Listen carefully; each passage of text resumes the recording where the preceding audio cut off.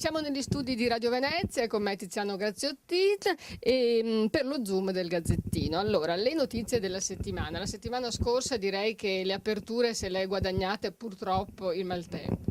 Sì, ne abbiamo scritto a ripetizione perché di fatto ci sono tre fronti aperti. C'è il fronte delle spiagge dove, malgrado l'opera veramente ammirevole degli operatori, dei titolari degli stabilimenti, degli albergatori che hanno mandato fuori tutti i dipendenti, però c'è una situazione ancora di grande difficoltà, perché malgrado questo sforzo che ad esempio ha contribuito a sistemare la situazione dopo l'ondata di maltempo, però c'è il problema del ripascimento delle spiagge, che le macchine, gli uomini non riescono a lavorare.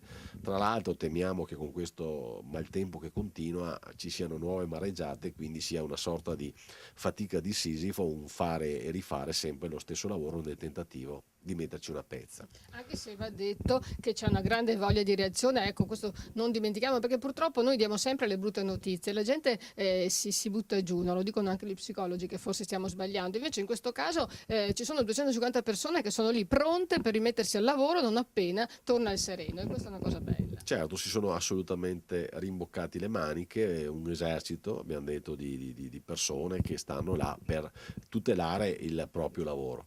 Ma dicevamo, l'altro fronte è sicuramente quello della terraferma, dove c'è stata anche la richiesta dello stato di calamità da parte della provincia. Ci sono zone come Scorzè, Ale, tutto il Milanese, che hanno avuto disagi e in qualche caso danni anche molto pesanti. Sappiamo di famiglie che hanno dovuto fare delle opere di risanamento, buttare via mobili, buttare via suppellettili, proprio per mettere una pezza rispetto a queste problematiche legate al maltempo. E c'è il terzo fronte, che è quello di Venezia, dove l'acqua alta a fuori stagione non è più un'eccezione ma sta diventando la regola, addirittura 3 giorni consecutivi, e però la città, come abbiamo scritto oggi sul Gazzettino, non sembra attrezzata in questo momento. Bisogna, come ha detto il dottor Canestrelli sul giornale di oggi, ripensare la strategia, perché se c'è continuamente acqua alta a maggio bisogna anche fare in modo che la gente possa muoversi avendo le passerelle che ad esempio oggi non ci sono. Certo, diciamo che non erano previsti questi venti forti, come appunto sta accadendo proprio oggi, tra l'altro, che sono fuori stagione, diciamo, ecco. Senti, l'altro fronte, diciamolo velocemente, è anche quello dell'agricoltura in ginocchio, e nei supermercati frutta e verdura non si trova, almeno quella di stagione, locale, e questo significa assistere ad un aumento di prezzi che le famiglie non si possono permettere, no? Giusto? Sì, c'è il problema proprio dei nostri agricoltori, poveracci, perché stanno fronteggiando una autentica emergenza legata al maltempo, e c'è il problema collaterale per tante famiglie che, come hai detto bene, devono spendere sempre di più, perché poi in realtà la frutta si trova, solo che si trova magari 3 volte il prezzo che si poteva trovare in condizioni normali, e quindi le famiglie tagliano, e anche la dieta, una buona dieta alimentare, sappiamo che senza frutta e senza verdura diventa problematica. L'altra notizia di cui i giornalisti si sono occupati questa settimana è la conclusione dell'operazione che ha portato all'arresto del secondo fratello coinvolto nella sparatoria da Far West a Marghera. Sì, una operazione brillante da parte della polizia, della squadra mobile di Mestre, e una risposta altrettanto importante a un'emergenza proprio di sicurezza che era emersa con quell'efferato omicidio, insomma, ma soprattutto le modalità. Una tranquilla domenica sera in piazza a Marghera si era trasformata in una situazione di paura assolutamente inaspettata, mai verificatasi in questa città, con appunto questi 2 killer che sparavano all'impazzata, inseguivano, insomma, e purtroppo hanno anche ucciso una delle due persone. E quindi bene, hanno un aspetto positivo di questa operazione che è stata fatta, insomma, a regola d'arte. Certo, senti, e per un'operazione che si è conclusa bene, un altro omicidio ancora irrisolto, non quello di Lidia Pamio, però questa settimana ci sono state delle novità.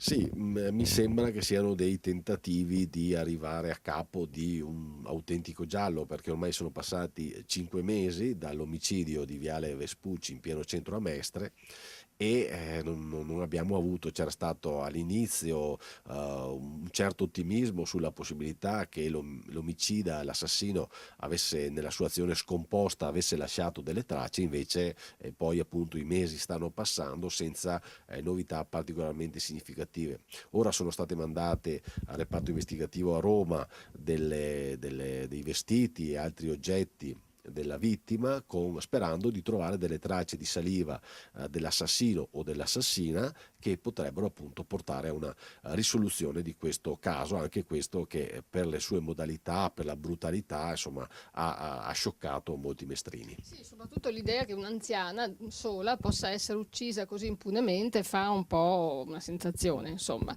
visto che Mestre tra l'altro è piena di anziani soli. Altra notizia per il fine settimana, è arrivato il rinnovo di 4 comuni del Veneziano, insomma, sono arrivate le elezioni comunali e non ce ne siamo neanche accorti.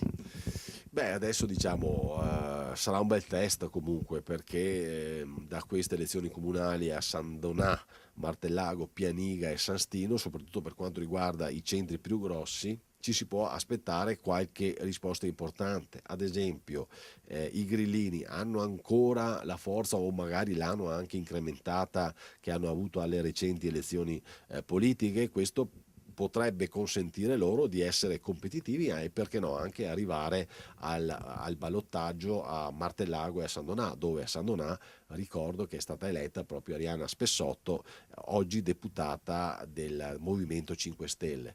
Ma poi c'è da vedere anche questo PD in una situazione particolare che sta vivendo, come diciamo riesce a rialzare la testa a livello locale.